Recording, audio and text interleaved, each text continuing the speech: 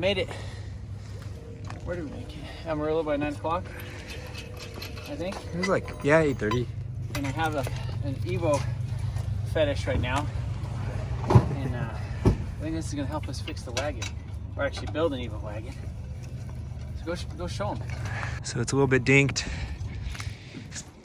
He got hit, unfortunately.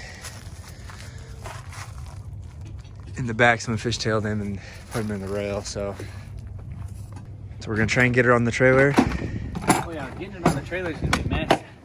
So we kind of came ill prepared. So this was a last minute like Facebook find. I've been searching over the internet on these things for like the past 4 weeks. It was listed 4 weeks ago and it only showed it to me today, which was crazy. 2006 Evo 9 MR, so it's the one with the 6-speed tranny. It has, I believe, the aluminum roof. Some other stuff. Supposedly has some built stuff in the engine. He got it from his uncle like that. Glad we got it. Now we just got to figure out how to get this thing off of the driveway onto the trailer for that time when I need to roll back. So I appreciate you selling it to me, man.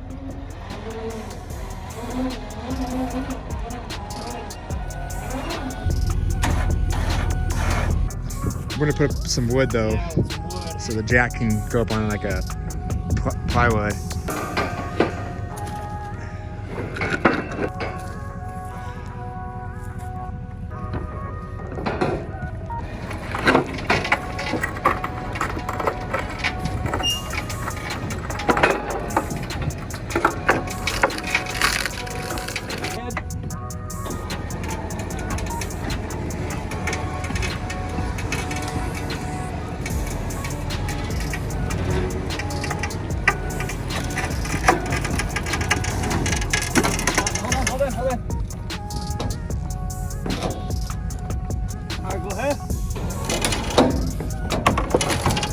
Okay.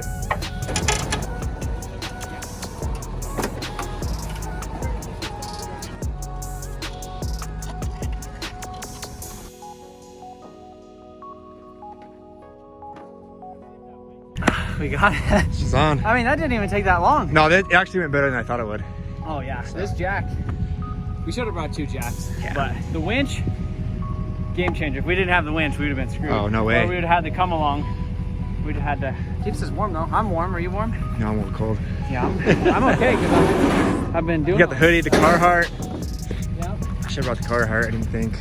Well, you didn't I was know. like, oh, Texas. Texas. You thought today was gonna be like a nice relaxed day, and then I was like, well, actually, hey, look at this Evo 9 we found down in Texas. So the reason. Ron, you going to the oil rig? So we're in Texas, we can just drop you off. Yeah. While you're down here. Well, right on, Alex. I appreciate it, man. Cool, man. It's gonna be put to use. So. Yes, sir. I'm glad to see. Happy to see what you're gonna do with it, man. Oh yeah, I'm man. excited for it. So, all right, man. All right, Take it easy, gentlemen. Appreciate it, man. Something leaking out of your truck. What?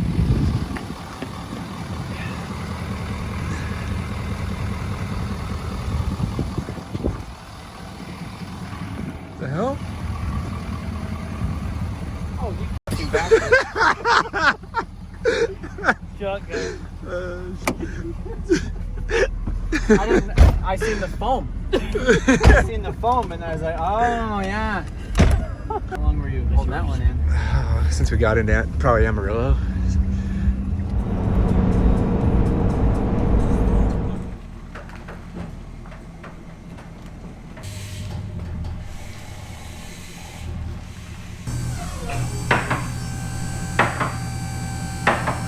Alright, straight back. Keep going. Alright, right there. Got it in here in between the lift, and so what we typically do is just throw a jack up underneath it, lift it high enough to get these things up underneath the fender wells. But on this thing, since we kind of want to save a lot of pieces of it, we'll just jack up the back as high as we can and slide it under the pinch welds right here. We'll lower the lift down a little bit more. Before we do that, when I have something like this on the trailer, obviously I want to try and get this engine started before we yank it out, check the health and all that stuff of it. Everything is super pushed into it right now. What I'm going to actually do, use this as a Trevi's Customs frame rack right here. So I just got this little chain follow, kind of pull it out a little bit. You can see it kind of relieving some of the tension on it already.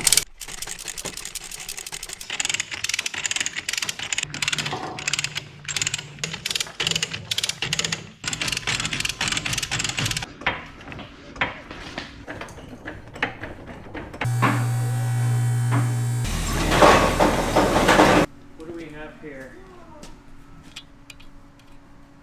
Alright guys, so now we got this thing up in the air, and we're gonna go ahead and start looking at see some of the damage that's actually done to this thing. Right here, this is the transmission. You can see it busted off a piece of the bell housing and obviously this transmission case right here. But looking up in it, just a quick glance, the gears and everything look okay. One of the good things is that the oiling system is complete on here. So we have the oil cooler, we have the oil pan, and the oil filter, which was not harmed in the accident. The other concern is the transfer case. So since it got pushed so far back, you can see that it's kind of sideways up against the transmission tunnel. See the CV axle back there. That CV axle should be like right here where this transmission comes. So this engine is pushed really, really, really far back.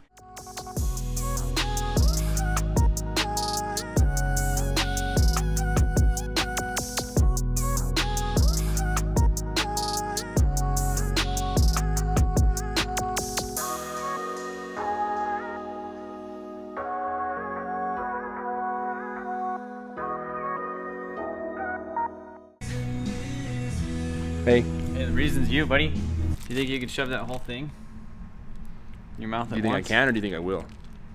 I mean, I know you can. No, I won't. Sean and Blake have been working on getting the front end off for this thing. They did get it to crank over. The starter seemed like it was just stuck. There's no power on the gauges or anything in the car.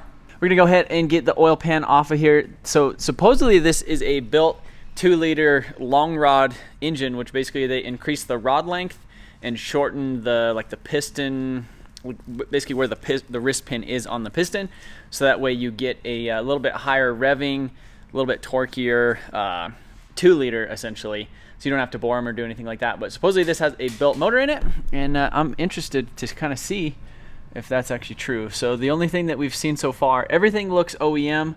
It looks like the AC compressor bolts, and it looks like some bolts have been off here. Stock 9 turbo, obviously. But looks like a different set of RTV than like factory. Looks like that's been, been put on there. So I guess we're gonna pull the oil pan to see if this thing actually has pistons and rods in it, and I guess go from there. Then we're gonna continue yanking this thing apart. Hey, where'd that burrito go? Did you inhale it or what? Shoveled it.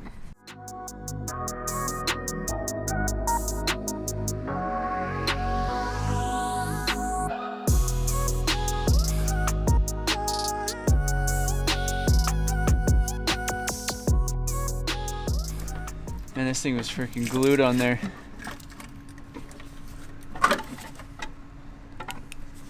Uh-oh. This looks like some really lame rods. They look like new rods-ish. They look clean, but that looks like OEM. So this thing's definitely not built. Crap. Rebuilt, maybe.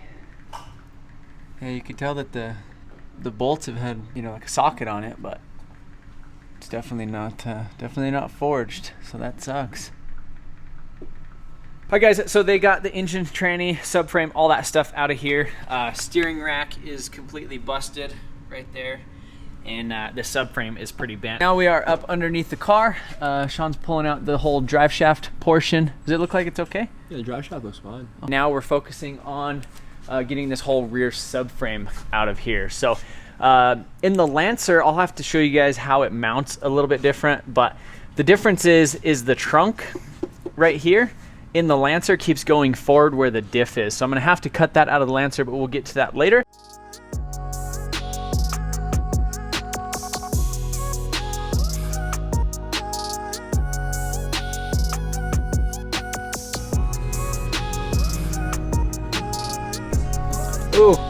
Oh.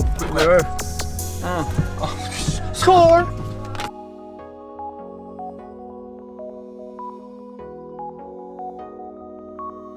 Is that a 10 mil? A socket for our tool set. What brand is that? Let's see what that is. 7. What brand? Oh, it's a 7 mil. That is a Silver Eagle. My favorite.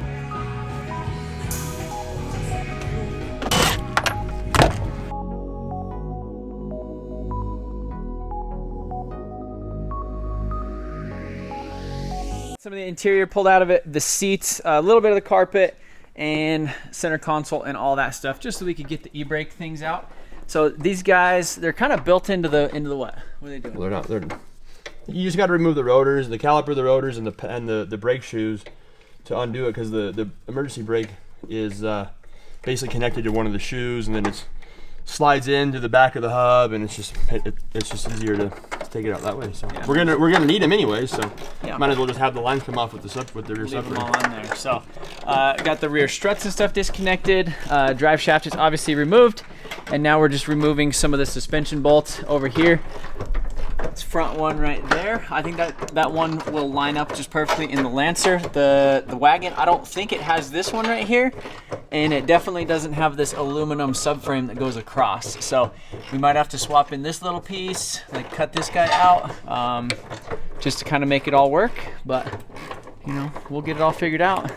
Sean got this whole rear subframe thing. It's kind of an interesting setup. It's like a two-piece thing. There's like a piece in the front that bolts to the diff, and then a piece in the back. It's actually three-piece, and then that bolts to this. So it's kind of a interesting deal. And then all these suspension arms right here are actually just tied to the chassis. So it's not like a whole rear subframe where it all drops out.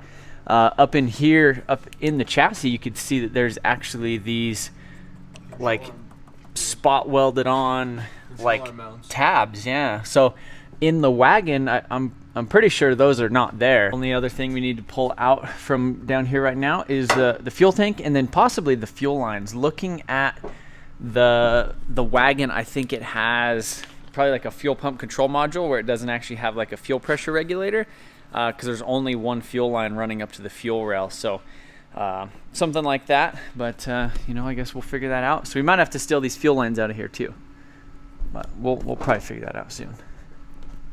Obviously, there's a couple more things to do, like pull the wiring harnesses and stuff out, a couple more lines and you know, like engine mounts and stuff like that. I'd like to get the wagon in here, kind of jack up the rear before we pull this thing off the lift, and so that way we know exactly what we need to do as far as pulling out all the spot welds and stuff. But for now, we bought this thing, we stripped it, we got the pieces out on the ground, got the fuel tank, diff, all that stuff. So that's gonna be it for this video, guys. Appreciate you watching, and we'll see you later.